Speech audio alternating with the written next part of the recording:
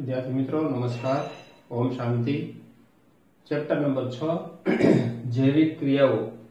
तो मित्रों एमां आपणे आगळ वधीए तो आज आपणे कोषीय श्वसन विषय आपणे भणवानुं छे, बराबर।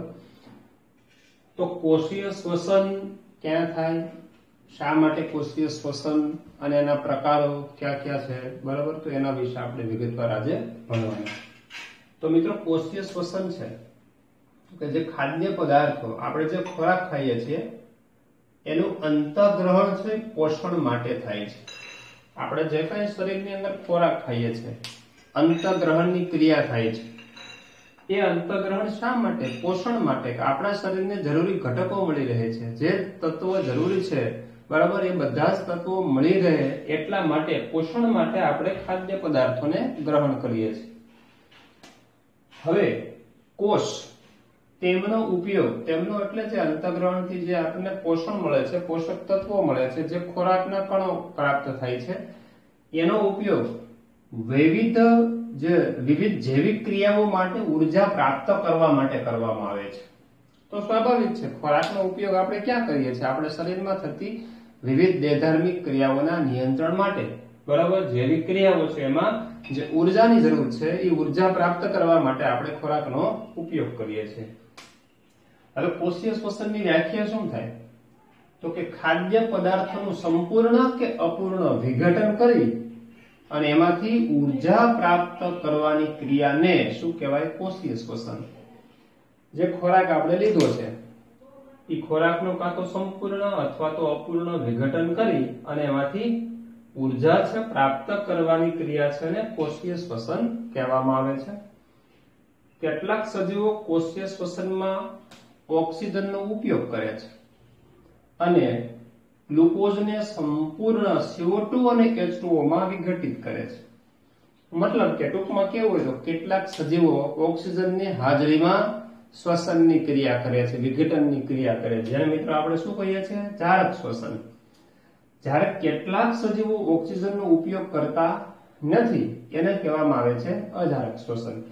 એટલે ઓક્સિજનની હાજરીમાં વિઘટનની ક્રિયા થાય તો એને કહેવાય જારક શ્વસન, અને ઓક્સિજનની ગેરહાજરીમાં જે ક્રિયા થાય છે ખોરાકના અણુના વિઘટનની ક્રિયા એને કહેવામાં આવે છે અજારક શ્વસન।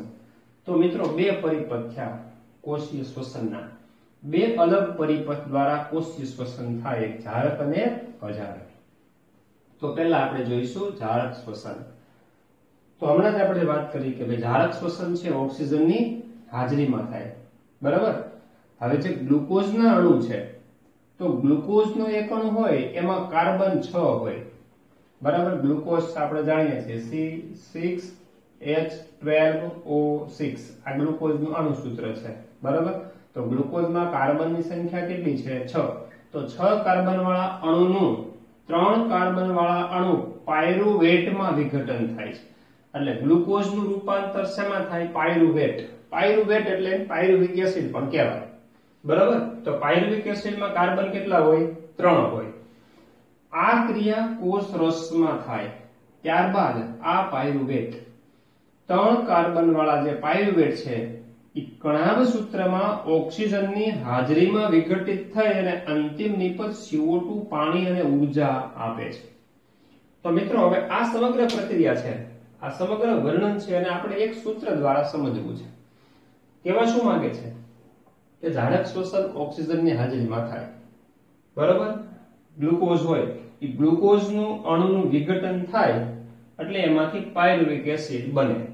આ ક્રિયા કોષ રસમાં થાય અને ત્યારબાદ કણાભ સૂત્રમાં ઓક્સિજનની હાજરીમાં અંતિમ નિપજ CO2 પાણી અને ઉર્જા આપે। એટલે શું કહેવા માંગે છે? ધ્યાનથી સાંભળો। આ ગ્લુકોઝનો એક અણુ છે। હવે જે કોષ છે આ કોષ, એમાં કોષ કેન્દ્ર હોય, પછી આમાંનો કણાભ સૂત્ર છે, બરાબર। આ બધો કોષ રસ છે। તો ગ્લુકોઝનું વિઘટન થાય અને પાયરુવેટના બે અણુ બનવાની ક્રિયા, એક ગ્લુકોઝનું વિઘટન થાય, 6 કાર્બન હોય, હવે 6 કાર્બન હોય એટલે 3 કાર્બન વાળા બે અણુ બને। મિત્રો એ સમજી શકાય એવી વાત છે, બરાબર। તો આ કોષ રસની અંદર એ પ્રક્રિયા થાય, ગ્લુકોઝનું વિઘટન થઈ જાય અને એમાંથી બે પાયરુવેટ બની જાય, બરાબર, એક ગ્લુકોઝનો અણુમાંથી 2 પાયરુવેટ બની જાય કોષ રસની અંદર. હવે આ પાયરુવેટના જે 2 અણુ બને છે, બરાબર, એ ઓક્સિજનની હાજરીમાં, પણ હવેની જે પ્રક્રિયા છે કણાભ સૂત્રમાં થાય, કોષ રસમાં ન થાય. બરાબર, એટલે પાયરુવેટના અણુઓ હવે કણાભ સૂત્રની અંદર દાખલ થાય, બરાબર, ત્યાં ઓક્સિજનની હાજરીમાં એનું વિઘટન થાય, એમાંથી CO2 પાણી અને ઉર્જા પ્રાપ્ત થાય છે. બરાબર, આ ઉર્જા જે શક્તિનો સ્ત્રોત આપણે કહીએ છીએ, બરાબર, એ ઉર્જા છે વધારે માત્રામાં ઉત્પન્ન થાય. મિત્રો, જારક શ્વસનની ક્રિયા છે, બરાબર, અજારક શ્વસનની સાપેક્ષમાં જારક શ્વસનમાં વધુ માત્રામાં ઉર્જા છે એ ઉત્પન્ન થાય છે. તો આ જારક શ્વસનની ક્રિયા. હવે મિત્રો, અજારક શ્વસનની ક્રિયા તો કે ઓક્સિજનની ગેરહાજરીમાં થાય, ઓક્સિજનની જરૂર પડે નહીં. હવે જો અજારક શ્વસનની ક્રિયા ઈસ્ટમાં થાય, ઈસ્ટ એટલે પ્રકારની જે કોશિક ફૂગ છે, બરાબર, તો અહીંયા જોઈ શકો છો કે ભાઈ ગ્લુકોઝનું અજારક શ્વસન થાય કોષ રસની અંદર, તો એમાંથી 2 પાયરુવેટ બને, 3 કાર્બન વાળા. ચાલો, એ પ્રક્રિયા તો સેમ છે. હવે અહીંયા ઓક્સિજનની હાજરીમાં કણાભ સૂત્રમાં થતી હતી પ્રક્રિયા, અહીંયા ઓક્સિજનની ગેરહાજરીમાં કોષ રસમાં જ આ પ્રક્રિયા થાય છે, અજારક શ્વસન. મિત્રો, તો હવે અંતિમ નિપજ તરીકે ઇથેનોલ, CO2 અને ઉર્જા પ્રાપ્ત થાય છે.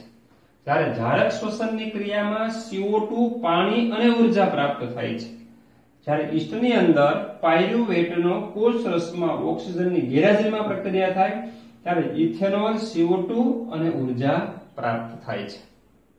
પણ હજી એક ઉદાહરણ જોઈએ કે ભાઈ જ્યારે પ્રાણીઓના કોષોમાં જ્યારે ઓક્સિજન ઓછો હોય અથવા ઓક્સિજન અભાવ હોય, એવા સમયે ઓક્સિજન ઓછો હોય અથવા ઓક્સિજન પૂરતો ન મળતો હોય, જેને અભાવ કહેવાય આપણે, બરાબર, ઓછો મળે અથવા ન મળે એમ, ત્યારે ગ્લુકોઝમાંથી કોષ રસમાં 2 પાયરુવેટ બની જાય છે.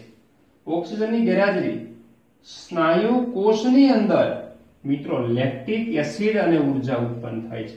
લેક્ટિક એસિડ બને છે સ્નાયુ કોષની અંદર. હવે માની લો કે આપણે જ્યારે મિત્રો, ઉદાહરણ એક જાણકારી માટે આપવું એટલે ખ્યાલ આવે, તમને ખ્યાલ જ હશે, આ વ્યવહાર ઉદાહરણ છે કે આપણે બહુ કામ કર્યું હોય, બરાબર, આખો દિવસ ક્યાંક ફેર્યા હોય, રેખડ્યા હોય, કોઈ ચાલવાનું વધારે થયું હોય, ઉઠબેસ કરવાની થઈ હોય, ટૂંકમાં શરીરને શ્રમદાયક કામ થયું હોય, જેમાં સ્નાયુઓ છે ખૂબ જ કસરત કરી હોય, આપણી ક્ષમતા કરતા વધારે આપણે કામ કરી નાખ્યું, તો એ સમયે વી આર ફીલિંગ ટાયર્ડનેસ, આપણે થકાવટ અનુભવીએ છીએ. તો થકાવટ છે હું, થકાવટની અંદર આ જ પ્રક્રિયા થાય છે કે ભાઈ પાયરુવેટમાંથી ઓક્સિજનની ગેરહાજરી હોય તો એ સમયે ઓક્સિજનના અભાવમાં ઓછો મળતો હોય ત્યારે લેક્ટિક એસિડ બને. હવે આપણા સ્નાયુના કોષની અંદર જ્યારે લેક્ટિક એસિડ બને એટલે લેક્ટિક એસિડનો આપણા સ્નાયુના કોષોમાં ભરાવો થાય, બરોબર. તો સ્નાયુ જે હોય એ કોષોની અંદર લેક્ટિક એસિડ ભરાય એટલે આપણને થકાવટ લાગે છે, બરાબર, થાકી ગયા એવું લાગે, પછી આપણે આરામની જરૂર પડે છે, આરામ કરી લઈએ, બરાબર છે, સૂઈ જઈએ, થોડોક રેસ્ટ થઈ જાય એટલે લેક્ટિક એસિડનું વિઘટન થઈ જાય અને આપણે ફરીથી એકદમ ફ્રેશનેસ કે તાજા થઈ જઈએ છીએ, બરોબર. તો મિત્રો ફરીથી અજારક શ્વસન ઈસ્ટમાં જ્યારે થતું હોય ત્યારે અહીં સુધીની પ્રક્રિયા કોમન છે, પાયરુવેટ બને છે, અહીંયા બી પાયરુવેટ બને છે, પણ ઓક્સિજનની ગેરહાજરી કોષની અંદર પ્રક્રિયા થતી હોય ત્યારે ઇથેનોલ, CO2 અને ઉર્જા, જ્યારે સ્નાયુ કોષમાં ઓક્સિજનની ગેરહાજરીમાં થતી હોય ત્યારે લેક્ટિક એસિડ અને ઉર્જા ઉત્પન્ન થાય છે, બરાબર. ચાલો હવે એટીપી નું ચલણ. મિત્રો એટીપી છે એ શક્તિસભર એક ન્યુક્લિયોટાઇડ નો અણુ છે, ન્યુક્લિયોટાઇડ કહેવામાં આવે છે, બરાબર. જેનું પૂર્ણ નામ તમે જાણો છો, એડિનોસાઇન ટ્રાઇફોસ્ફેટ. એટીપી નું આખું નામ એ લખ્યું છે એડિનોસાઇન ટ્રાઇફોસ્ફેટ, એટીપી, બરાબર. કોષીય પ્રક્રિયા માટેનું ઉર્જા ચલણ છે. ઉર્જા ચલણ એટલે આપણે જે કોષની અંદર જે ટોટલી પ્રક્રિયા થાય છે, ઉર્જાની જે શક્તિની જરૂર છે એ બધી શક્તિ છે એ એટીપી છે પૂરી પાડે છે, બરાબર. કોષનું ચલણ કહેવામાં આવે છે. જેમ આપણે વ્યવહારની અંદર કોઈ પણ વસ્તુ કે વ્યવહાર કે ખરીદી કરવા, લેતી દેતી કરવા આપણે પૈસાની જરૂર પડે છે, તો મિત્રો પૈસો છે એ આપણું ચલણ છે, વ્યવહારિક ચલણ છે. એવી રીતે કોષના કાર્યો એટીપી થી થાય છે, એટલે એટીપી છે એને કોષનું ચલણ કહેવામાં આવે છે, બરોબર છે. ચાલો તો એટીપી નું ચલણ એટલે કોષીય શ્વસનથી મુક્ત થતી ઉર્જા, બરાબર છે, મુક્ત થતી ઉર્જા તરત જ એટીપી માં સંગ્રહિત પામે છે. હવે મિત્રો આપણે અત્યાર સુધી એવી વાત કરી કે ભાઈ ઝાડક શ્વસનથી અહીંયા ઉર્જા ઉત્પન્ન થાય, આ પ્રક્રિયામાં ઇથેનોલ અને CO2 નો વધતા ઉર્જા ઉત્પન્ન થાય, અહીંયા પણ લેક્ટિક એસિડ ની સાથે ઉર્જા ઉત્પન્ન થાય છે. આ ઉત્પન્ન થયેલી ઉર્જા ક્યાં જાય, એનું શું થાય? તો કે ઉત્પન્ન થયેલી ઉર્જા છે ને એટીપી માં સંગ્રહ પામે. ક્યાં સંગ્રહિત થાય? એટીપી માં સંગ્રહ પામે. અને જ્યારે કોષને જરૂર હોય ત્યારે એ બળતણ સ્વરૂપે પ્રાપ્ત થાય. બળતણ સ્વરૂપે મતલબ ઉર્જા સ્વરૂપે પ્રાપ્ત થાય. જ્યારે કોષને જરૂર હોય ત્યારે ઉર્જા ક્યાંથી મેળવવામાં આવે? એટીપી માંથી. બરાબર? એ સમયે જ્યારે ઉર્જા જરૂર હોય ત્યારે એટીપી નું વિઘટન થાય અને એમાંથી ઉર્જા મુક્ત થાય. અને એ મુક્ત થતી ઉર્જા છે એ કોષમાં થતી આંતરોષ્મી પ્રક્રિયા. કોષની આંતરોષ્મી પ્રક્રિયા એટલે કોષની અંદર થતી જૈવિક ક્રિયાઓ, કોષની અંદર થતી પ્રક્રિયાઓ એને આંતરોષ્મી પ્રક્રિયા કહેવાય. હવે તો એટીપી નું વિઘટન થાય ને એમાંથી જે મુક્ત થયેલી ઉર્જા હોય એ કોષની અંદર જે પ્રક્રિયાઓ થાય છે એમાં છે એ વપરાય છે. હવે મિત્રો થોડુંક સમજીએ જાણકારી માટે. આ એટીપી નું બંધારણ છે એડિનોસાઇન ટ્રાઇફોસ્ફેટ. હવે એડિનોસાઇન ટ્રાઇફોસ્ફેટ છે મિત્રો 3 જુદા જુદા ઘટકથી બને છે. આ જાણકારી માટે કહું છું, બરાબર? આ એટીપી નો અણુ છે. આકૃતિમાં આ જે સ્ટ્રક્ચર છે એટીપી નું છે. હવે એ બનવા માટે 3 ઘટકો છે. અહીંયાથી આ પહેલો ઘટક છે, બરાબર? એને એડેનિન કહેવામાં આવે છે, નાઇટ્રોજન બેઝ છે. પછી આ છે બીજો ઘટક છે, અહીંથી આટલો ઘટક છે, આ બીજો એક શર્કરા છે, રિબોઝ નામની પેન્ટોઝ શર્કરા છે. અને અહીંથી આ ત્રીજો ઘટક છે. ત્રીજા ઘટક તરીકે ફોસ્ફેટના 3 અણુ છે, બરાબર? તો 3 અણુ ભેગા થઈને એટીપી બને. હું ફરીથી બોલું છું, 3 અણુ ક્યાં? આ એડેનિન નામનો નાઇટ્રોજન બેઝ, રિબોઝ નામની પેન્ટોઝ શર્કરા અને 3 ફોસ્ફેટના અણુ જોડાઈને, બરાબર, એક એટીપી નો અણુ છે એ બને છે એડિનોસાઇન ટ્રાઇફોસ્ફેટ. હવે મિત્રો ટ્રાઇફોસ્ફેટ, હા, અહીંયા પહેલા આ સમીકરણ લખી જુઓ. આ સમીકરણ શું કહે છે? ADP, adenosine diphosphate. હવે અહીંથી હું ડાઇફોસ્ફેટ નો અણુ બનાવી દઉં છું. આ એક ફોસ્ફેટ મેં કાઢી નાખ્યો. એક ફોસ્ફેટ કાઢી નાખ્યો તો મિત્રો તમારી પાસે અત્યારે એડેનિન છે, રિબોઝ નામની પેન્ટોઝ શર્કરા છે અને ફોસ્ફેટના 2 અણુ છે. 2 અણુ એટલે ડાય, મોનો એટલે 1, ડાય એટલે 2 અને ટ્રાય એટલે 3. ચાલો, બરાબર? તો આનું નામ થઈ ગયું એડીપી, એડિનોસાઇન ડાઇફોસ્ફેટ. કેમ ડાઇફોસ્ફેટ નામ પડ્યું? ફોસ્ફેટના 2 અણુ છે. અચ્છા, હવે એની અંદર પ્લસ એક ફોસ્ફેટ, એક ફોસ્ફેટ હું ઉમેરી દઉં. હાલો, બરાબર? તો એડીપી અને એક આ જે છે એ બોન્ડ છે, આ છે બંધ છે. બંધ એટલે દાખલા તરીકે આ ફોસ્ફેટ છે એને આ બંધ દ્વારા મેં જોડ્યો, તો આ જે આવું નિશાની છે, બરાબર, એને બોન્ડ કે બંધ કહેવામાં આવે છે. એ બંધ છે એ ફોસ્ફેટ સાથે જોડાય છે ત્યારે એટીપી બને છે. તો મિત્રો જોવો છો, આ બંધ બની ગયો, આ ફોસ્ફેટ જોડાઈ ગયો એટલે એડીપી નું રૂપાંતર શેમાં થઈ ગયું? ડાઇફોસ્ફેટ હતો, એક ફોસ્ફેટ ઉમેરવાનો એટલે ટ્રાઇફોસ્ફેટ, એડિનોસાઇન ટ્રાઇફોસ્ફેટ.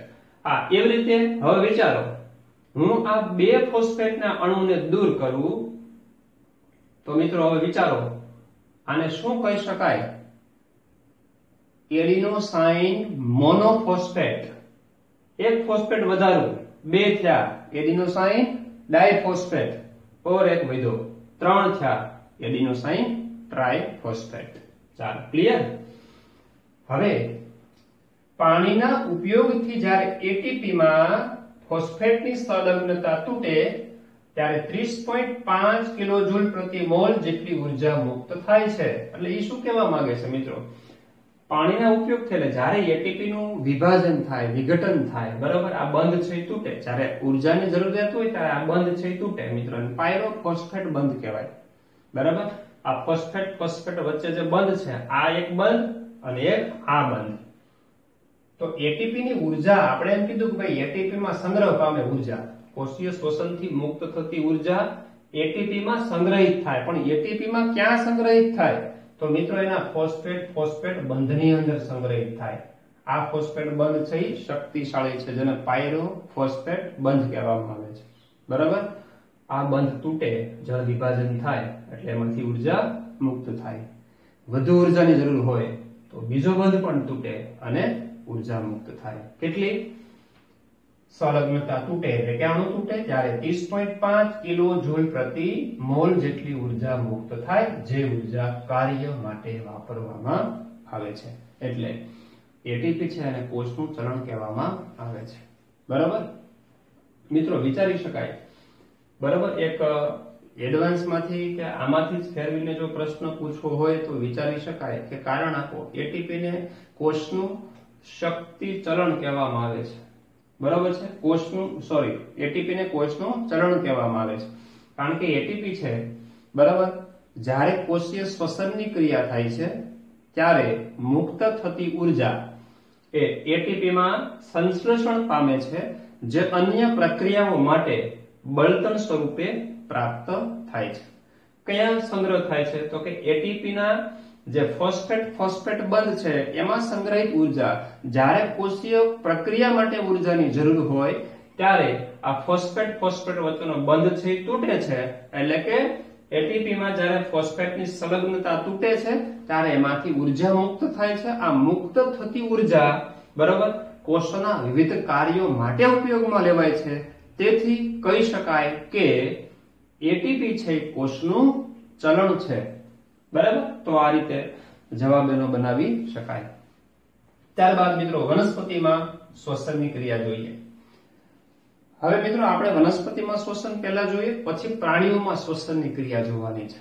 બરાબર, પણ હવે ટૂંકમાં આપણે વાત કરી દઈએ પહેલા કે વનસ્પતિમાં શ્વસન થાય, પ્રાણીઓમાં શ્વસન થાય. પણ મિત્રો વનસ્પતિ છે એ સજીવ છે, પ્રાણીઓ એ સજીવ છે. બરાબર, વનસ્પતિ અચલિત છે, જ્યારે પ્રાણીઓ છે ચલિત છે. વનસ્પતિની ચયાપચયની ક્રિયાઓ થાય છે, પ્રાણીઓમાં થાય છે.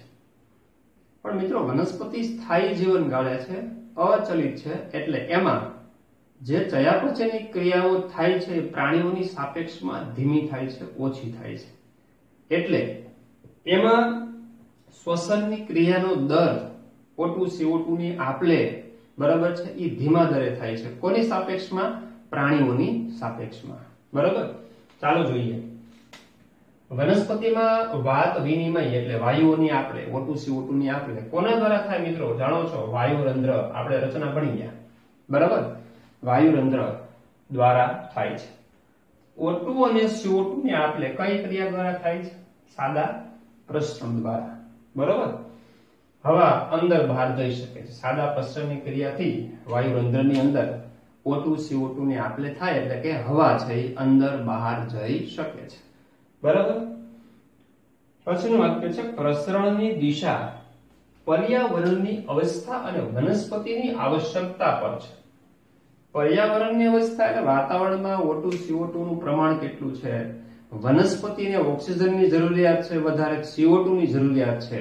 બરાબર, એના આધારે, બરાબર, પ્રસરણની દિશા એટલે કે કઈ દિશામાં ઓક્સિજન કે CO2 નું વહન થાય છે એનો આધાર કોની ઉપર રહે છે? પર્યાવરણની, વાતાવરણની અવસ્થા અને વનસ્પતિની આવશ્યકતા પર રહે છે. આવું કેમ કહી શકાય? તો કે જોઈએ કે સામાન્ય રીતે વનસ્પતિમાં રાત્રિ દરમિયાન પ્રકાશ સંશ્લેષણ ન થાય. મિત્રો સૂર્યપ્રકાશની ગેરહાજરીમાં પ્રકાશ સંશ્લેષણ ન થાય, સીધી વાત છે. બરાબર, તો ત્યારે ઓક્સિજન અંદર તથા CO2 બહાર આવવું આ મુખ્ય ક્રિયા બને છે. કેમ આવું થાય? હવે પ્રકાશ સંશ્લેષણ નથી થતું એટલે વનસ્પતિને મિત્રો કોની જરૂર નથી? CO2 ની. કારણ કે પ્રકાશ સંશ્લેષણ દરમિયાન CO2 નું સ્થાપન થાય, ગ્લુકોઝ બને. રાત્રિ દરમિયાન પ્રકાશ સંશ્લેષણની ક્રિયા ન થતી હોય ત્યારે ઓક્સિજન તો અંદર જાય જ, કારણ કે ઓક્સિજન તો દરેક સજીવને, બરાબર, જાહેર શ્વસન માટે ઓક્સિજન તો જોઈએ જ.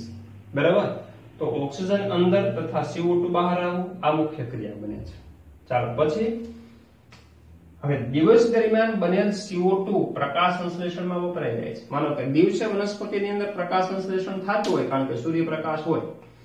બહુ ધ્યાનથી સમજજો, દિવસે સૂર્યપ્રકાશની હાજરીમાં પ્રકાશ સંશ્લેષણ થાય તો ત્યારે CO2 બને છે.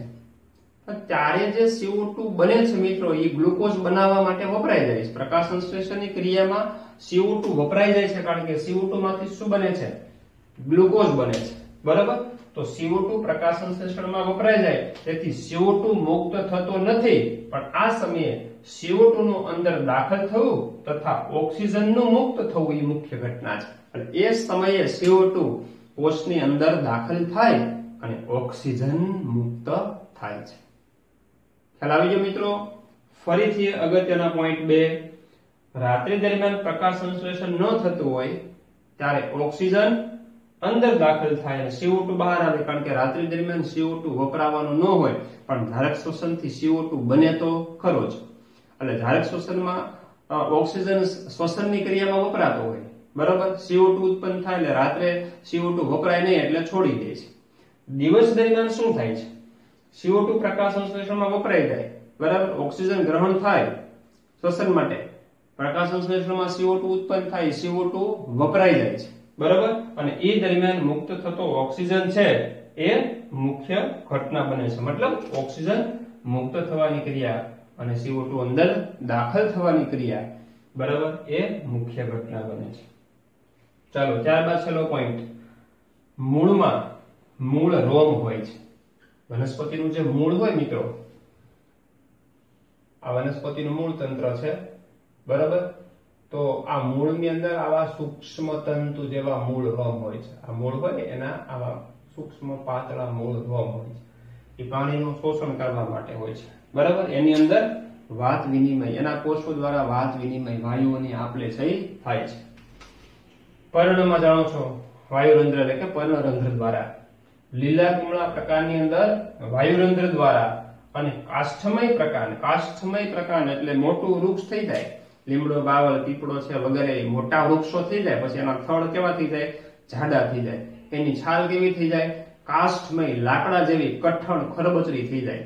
તો મિત્રો જોજો, તમે ધ્યાનથી અવલોકન કર્યું હોય, લીમડો કે બાવળ કે એવા મોટા વૃક્ષનું અવલોકન કરો અને એની સપાટી પર થડ ઉપર હાથ ફેરવો તો એકદમ ખરબચડી હોય, કઠણ હોય, લાકડા જેવી હોય, અને એમાં મોટી મોટી તિરાડો પડી ગઈ હોય. શું પડી ગયું હોય? એ તિરાડો. એ મોટી મોટી જે તિરાડો છે ને મિત્રો, એને પ્રકાંડમાં આવેલા વાત છિદ્રો કહેવાય છે.